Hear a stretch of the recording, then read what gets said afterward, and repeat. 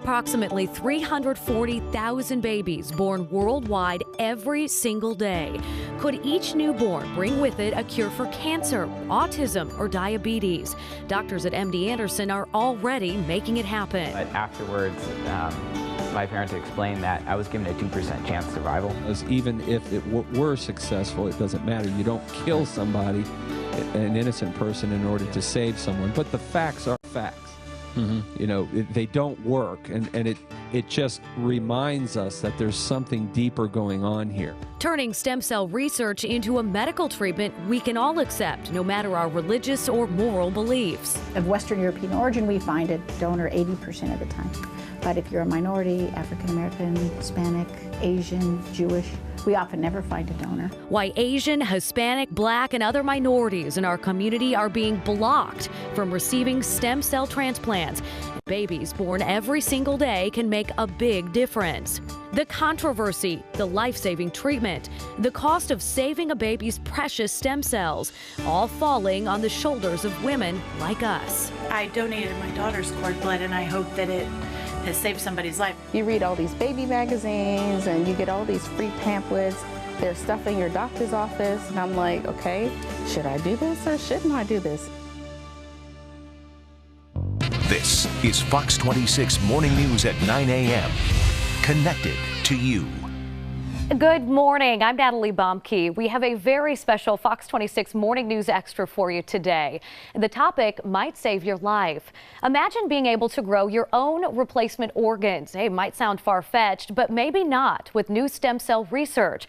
Now, when I say stem cell, you probably think of embryonic stem cells and the emotional debate connected to that topic. But this is very different. Researchers in Houston's Medical Center are pulling those dynamic little cells from the umbilical cords of newborn babies, something that normally might be thrown away as medical waste. Stem cells are curing cancer and even growing body parts like a human trachea in the lab. But again, researchers need umbilical cord donations to do all of this. And that may be a very difficult decision for many moms-to-be. Type cord blood into Google and you'll get more than 5 million results. It's one of the many decisions moms-to-be like Kenya Ellis and Shanika Randa have to make before they go to the hospital for baby's arrival. You read all these baby magazines and you get all these free pamphlets. There's stuff in your doctor's office, and I'm like, okay, should I do this or shouldn't I do this? Is it worth doing or isn't it worth doing?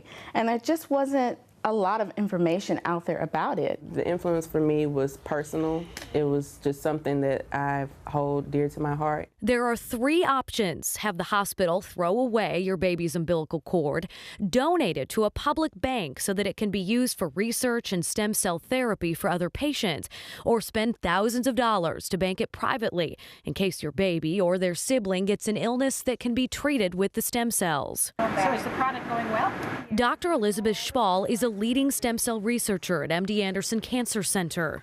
So there are public banks and there are private banks. The public banks have a very rigorous oversight. The government is looking at them. They're soon going to have to be approved by the FDA. We have, over the years, developed very sophisticated processing and freezing techniques. The private cords, in my mind, are more experimental. There have not been huge numbers used.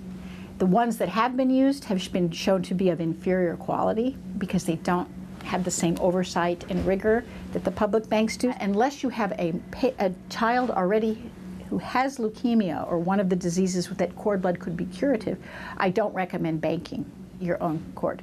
Stem cell therapy can be used in the treatment of blood diseases like cancer, as well as immunodeficiency or genetic disorders, things like leukemia, lymphoma, sickle cell anemia, and lupus. If a mother decides to donate her umbilical cord blood, many times it comes right here to the cord blood lab at MD Anderson, where it's processed and then stored and even used in treatment for some of the cancer patients here. All cords donated are added to a national registry for doctors worldwide to access in case a patient needs the stem cells and are a match. More than 20,000 people have received stem cell transplants from publicly banked umbilical cords.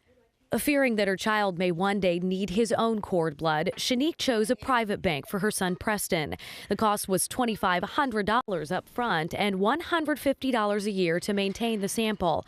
And she plans to do the same for her twins once they are born. I don't know where the blood is. I mean, they tell me that the blood is at their bank and, it's okay and it's frozen, but I don't really know that. So, my biggest fear is the time comes for me to use it and it's not there. Kenya chose to publicly bank her 2-week-old son Ryland's cord blood. My main thought process for donating the cord blood was just to help save another life. And, like I said, if I was in this other side of the situation, I would want to be able to have access to cord blood that would help my child or someone in my family. I think if everybody donated, then I would feel more comfortable not having to pay for a private service. But because everybody doesn't donate, I'm thinking I better just have something just in case. Here are the facts that parents need to consider before they decide to privately bank or donate their cord blood. The odds of a child needing their own cord blood stem cells are 1 in 2,700. Now, if a parent that is privately banking the cord blood and their child develops leukemia, for example, doctors won't use that cord blood because it's already genetically predisposed to that type of cancer. Similarly, if a child who donates to the public bank is found to have leukemia, their cord is pulled. There's a 25% chance a child will be a good match for a sibling. And for parents, it would be a half match and basically couldn't be used. Private banking a child's cord blood will not save money if they need that cord in the future. And most health insurance plans cover a cord blood transplant. Most importantly here, the fee for privately banking a cord is waived if that baby has a sibling who has been diagnosed with a cancer and there's a possibility they may relapse. Of course, all of the information from today's special broadcast can be found on myfoxhouston.com. And this morning, we invited 2 mothers who haven't made a decision just yet. They are Jennifer Buchler and Bonnie Bibbo. Thanks for coming in this morning. We appreciate it, ladies. Also here next to me is Dr. Joanie Hair, a nationally recognized specialist in cord blood banking. And again, thanks for coming in. I know you're very busy. Thank you very much. So let's start with you, ladies. We're hoping to expand your horizons. You are both expecting. You both have children already. And we're going to try to help you make this decision because there is a lot of information out there. So Jennifer, we'll start with you. What information have you gathered? What have you done in the past? In the past, we have really, with our first, we did nothing. The option was either to privately bank or just throw it away. And at the time, we didn't really have enough information, so we threw it away. One of the others we were going to donate, but he was born, or she was born on a weekend, so we there was nobody to collect it. So again, we had to throw it away. And then with our third, it was actually able to be donated. And then before we get to talking to Bonnie, I want to address Dr. Hair then, or talk with her about this. On the weekends, is that commonplace for someone not to be there to collect it, or do you have to set that up ahead of time with the doctor? Well, first of all, I'm glad you thought about giving it away despite the fact it was thrown away. But more importantly, it depends on the hospital. Most facilities are the hospital I work at, the Women's Hospital, we usually have 24/7 capability of collecting cord for donation. And I think the fact is that if you let your physician know ahead of time and you are already consented, even though the collectors aren't there, the collection bags are there and your physician can collect it for you. So planning that is the most important thing. But the idea of understanding that you need to not throw it away was the most important thing you thought about. And Bonnie, let's speak with you then. Tell me about your experience. Well, our first daughter was born with sacroteratoma, or sacrococcygeal teratoma, and she actually had to use her cord blood at birth to try to save her life, but she died shortly after. And then with our second child, we decided that we really debated between should we save it, bank it, or give it away. And we felt as a family that there are families out there who probably needed it right then and there, or could use it, or research could develop something that could help a family later, that was where we wanted to go. So we had to do on our own a bunch of research just to find a site to donate it. With our third child, we could not find a donation facility at the time we had our child, so we had to throw that away. With this new child, we're still in the research process. So, and hopefully we can help with that today, because I know there is a lot of information. And then if you do decide to privately bank, do you go with a company, you know, that's super expensive? You want to go with one that's well known, but how do you know it's going to be there if your child does need that transplant in the future? Stem cells collected from cord blood have been used to treat cancer, and they may play a role in the very near future in the treatment of autism. But if you're a minority, you may not be able to access this cutting-edge treatment. I'll explain why next. We're a complex set of people because we're not just from Africa, and we are Americans, but we have a Caucasian, American Indian, Creole, so many other races that are involved in making us the unique race that we are. But what makes it even more unique is that our blood types or our genetic makeup is more complex.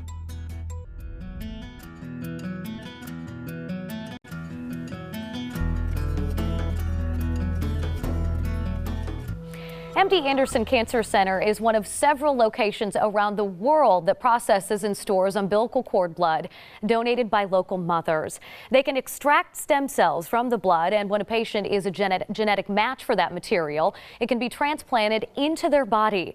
However, though, few minorities are choosing to donate their baby's cord blood to the public bank, and that's leaving a huge void for people in need of this life-saving breakthrough. You could say the stars aligned for Steven Gonzalez, not once, but twice. At the time of his birth, colleagues of Steven's dad, NASA astronauts, congratulated the new father from space. It was a day the universe will never forget.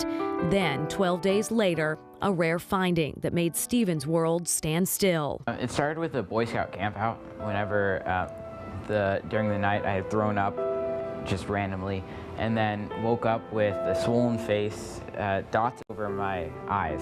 Steven was admitted to MD Anderson Cancer Center with a diagnosis of acute myeloid leukemia. He had a 2% chance of beating the cancer. What happens is it's acute cells that aren't fully developed, and normally those cells get flushed out of the body daily.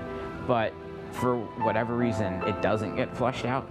And so then those cells multiply and kind of take over. After rounds of chemotherapy, doctors needed healthy bone marrow from a donor for Steven. They searched the registry, both the local and the worldwide, and I didn't match anyone because it's very ethnic specific.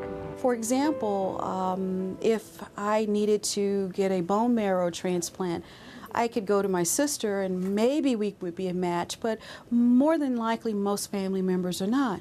And if we went to the general pool, it would be more difficult to find a correct match for most African Americans and most people of ethnicity because we're so complex in our genetic makeup. Your baby has lots of hair. She does. Yeah. Dr. Joanie Hair, a maternal fetal medicine specialist, is on a federal advisory council encouraging women to donate their newborn baby's umbilical cord blood for patients like Steven. There was an African American lady who had leukemia, and she went to the registry and was able to get a 100% match from a college student. Well, they met this morning. The important thing was that she's an African American woman. The person who matched with her 100% was a young college Caucasian man. Surprising, but they were 100%. But the genetic makeup was that equivocal.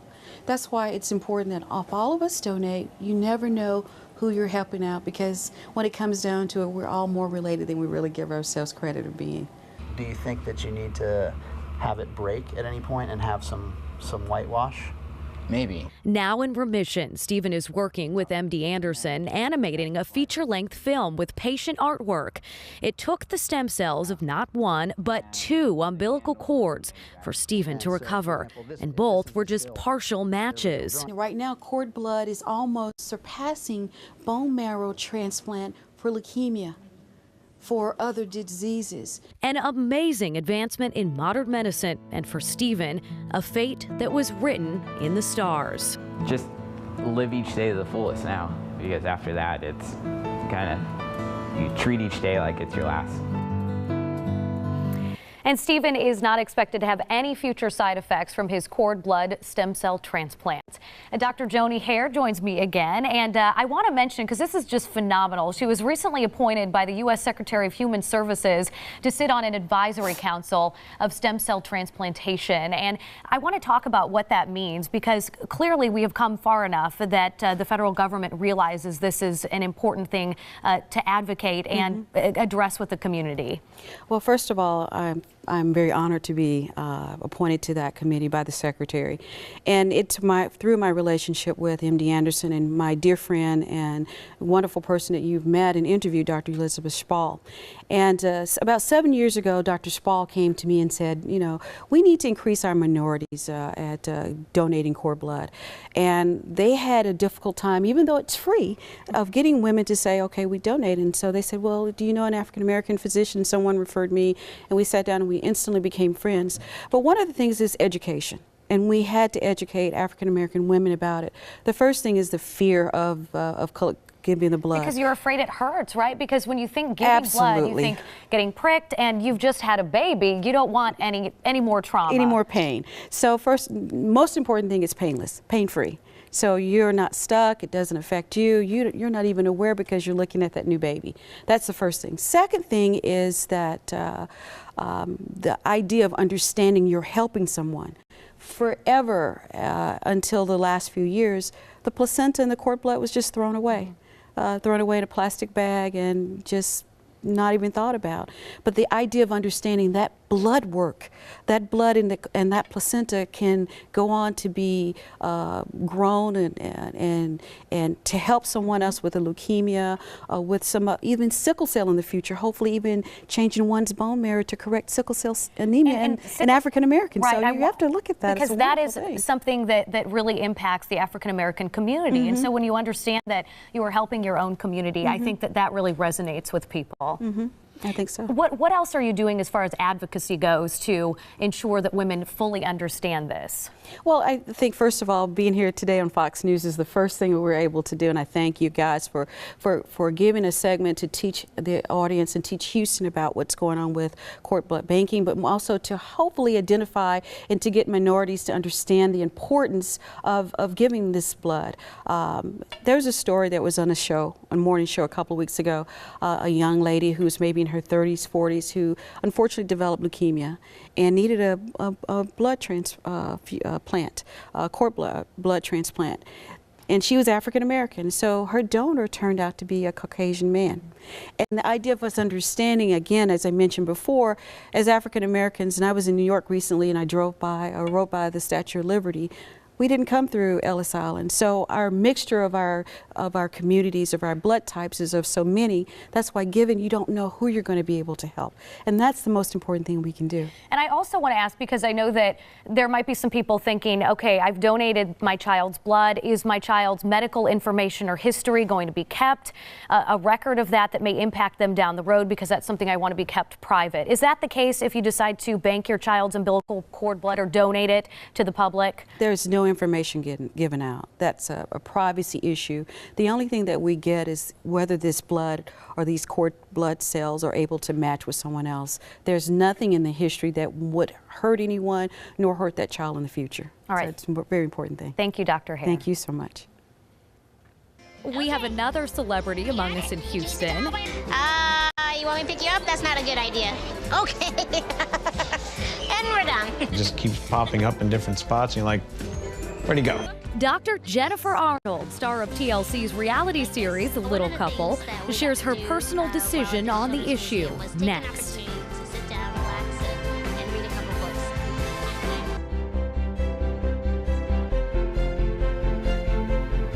Dr. Jennifer Arnold knows what it's like to have the odds stacked against her. She was born with dwarfism and is now coping with the struggle of conceiving a child of her own. She's a neonatologist at Texas Children's Hospital, and she and her husband Bill live right here in Houston and are featured on TLC's The Little Couple. We recently sat down with Dr. Arnold to ask if she would consider donating her baby's cord blood to a public bank. Dr. Jennifer Arnold is not like most reality television stars, and that's what makes her stand out. At 3 feet 2 inches, she makes up for her height deficit in brain power, and a lot of it. We both had obstacles trying to get to where we are today, with people just having a preconceived notion of what we're capable of doing. Dr. Arnold says she's worked with couples who have chosen to donate their baby's cord blood to the public bank, as well as bank it privately at their own expense. The choice will be a reality for her and her husband, Bill. The couple cannot have a baby on their own and are seeking alternative options. When a couple is going through assisted reproductive technologies, even adoption, if they are going to adopt a baby that's going to be newly born, I think it's really very important for them to consider cord blood banking, and that's because they may not have that genetic link to their child that another child might have if you were just to become, biologically naturally pregnant. And so in those situations, those stem cells are so valuable in case their child were to need a therapy in the future. Dr. Arnold is a paid spokesperson for the private banking company Cord Blood Registry. The 15-year-old business boasts a reputation of working with the FDA and finding stem cell-related therapies. It is currently storing the cord blood of 400,000 babies for future use. I think it's a decision that Bill and I haven't ultimately decided, but we were likely privately bank only because we have gone through assisted reproductive technology. So I know that that's one reason I should do that. The Cord Blood Registry will bank a baby's cord blood for free if that child suffers from a complication in the womb or has a low APGAR score at birth. For information on that program or about the cost of private storage with them, we have provided a link to their website on myfoxhouston.com right under the Seen on TV section. And behind the scenes here at Fox 26, moms-to-be Jennifer and Bonnie have been watching and weighing the options of public or private cord banking. We'll talk to them after the break and answer their questions live on the air. Throughout the hour, we have shown you how local doctors are using stem cells from the umbilical cords of newborn babies to help patients with a variety of illnesses. But there's so much more unbelievable research being done right now. The opportunity to use those stem cells for regenerative medicine, which essentially means therapies for cells that either have been damaged or you were born with a problem such as cerebral palsy or autism. They're looking at using it for hearing loss. There's research right now looking at treatments for diabetes, heart attacks, osteoarthritis. So the research is still being done and we still need to learn more. MD Anderson is one facility receiving government funding to propel the life-saving, life-altering possibilities of stem cells in patients. A major focus of our research over the past decade has been on how to take those cells that are low in number and grow them in the lab for a week or 2 weeks or now 3 weeks even, and make them more like a marrow so they can come in and engraft quicker and produce more safety in the patient. And working on a way to extract your own stem cells from your bone marrow to grow the replacement organs you need, eliminating the risk of your body rejecting an organ that's donated from someone else's body, a problem that can kill a patient now. The fact that it's going on and that we're seeing some, early signs of positive results is exciting. And so the more stem cells that are banked out there, then the more research we can do and hopefully find new treatments for all of those different types of problems. So mothers Jennifer and Bonnie started the hour undecided on whether they'll bank their new babies they are expecting, their umbilical cord blood for either themselves, which costs a couple $1,000, or the public so that it can be used right now. And they've been watching my reports and visiting with Dr. Joanie Hair, a maternal fetal medicine specialist at the Women's Hospital of Texas. So we want to get an update, ladies, and I know you've generated several questions for Dr. Hair, and hopefully those correspond with some of the folks at home as well. So we'll start with Bonnie. Bonnie, what are your questions? There's a lot of information out there about cord blood banking, but how does one go about finding a place to donate cord blood, even if your hospital's not quite involved with that process yet? Well, that's ongoing. With Women's Hospital where I work, and I've worked with MD Anderson, we're there and available. Now, they've expanded to some other hospitals. The Methodist Hospital has been involved, as well as hopefully, I know LBJ and hopefully Herman in the future. But our idea, our goal is hopefully to maybe have a kit available that you could call MD Anderson or look on the website and be able to get the kit to be sent to you. Your doctor collect the blood and send out, just like with the private banking. That's what they're done, and that will be an idea. That's something we'll be working toward, hopefully in the future. But it being free and the government's involved, it's a cost, but we're working on that. So do we have to go to MD Anderson to find the information on donating, or through our Actually, own I have posted a link on myfoxhouston.com, the Seen on TV tab, of all of the hospitals that participate in that free donation program, so that folks can go online and check that out. Awesome. All right, do you have some other questions then? Or you want to move on to Jennifer? Jennifer, what are your questions? My question, if you decide, if your hospital participates in this donation and you decide to do that, is there like a blood bank, like, I know that we have the Houston Blood Bank, but is there like a cord blood bank here in Houston that you guys actually store it so that, Sure. local, or, and how, I guess, how far out, can it be used nationally? I mean, if okay. Well, first of all, we collected, or the obstetricians collected, where the facilitators are getting you that information and collecting the blood. With MD Anderson, what happens is that they're actually in the hospital, they collect the blood, they collect as much as they can from the rest of the placenta, they then store it. There's a big facility, they were showing the film earlier, and they have a big facility at MD Anderson just for the cord blood. Okay. And they spin it down and they use the process of having these blood cells even multiply even more, and are able to, and have done numbers of bone marrow transplants with cord cells. So it's not just a little freezer, I promise you that. It's a major process that they involved in, and my job is to educate you guys, collect it, and then hand it off to my colleagues like Dr. Spall and people at MD Anderson. Okay. So basically, it was my understanding that if you decide that you do want to donate to the public bank, they'll make that collection. You make that determination, of course, before the baby's here. And they'll make that collection as you're enjoying your newborn in your arms, and then it goes straight off to that lab at MD Anderson. That's one of the local collection sites where it's processed and, like Dr. Hair said, then spun down so that they just have the stem cells, and then they cryogenically freeze it. And it's really amazing, the process that they've been able to use it. How long can that cord blood be good for?